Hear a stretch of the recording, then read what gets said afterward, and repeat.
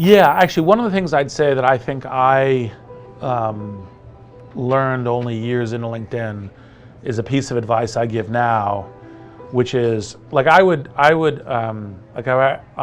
giving advice to Ben earlier is to be actually super explicit in culture creation. I agree with his organic, it's water to set up micro decisions. That's totally true, but that's not actually exclusionary to, and actually in fact, we're making some explicit statements, we're holding each other accountable to it, we're making this as a firm part of like a linguistically explicit culture from the very beginning as a way of doing that. And I actually think that's one of the things that you should do from the very beginning with your founders.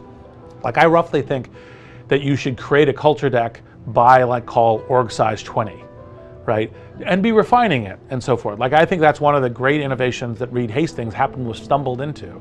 Like I don't know if you track the blitzscaling class I did with him, but I was like, oh, you did this master genius thing. And he was actually, in fact, what happened, the way he created the deck was he said, we were looking at attrition and we're like, what is the most attrition? Most of the attrition is, oh, I thought I was coming and joining a family and you tell me it's a sports team.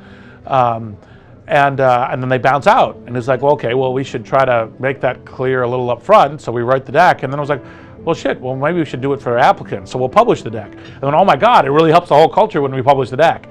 That was kind of completely a set of like just backward chaining from this one specific micro problem that he was trying to solve to what is actually, I think, a tool now for the whole industry. And more or less, if you don't create something that's like a culture deck, it's a mistake. Right, and I didn't do that until after I was no longer CEO. Right, so like that was a mistake.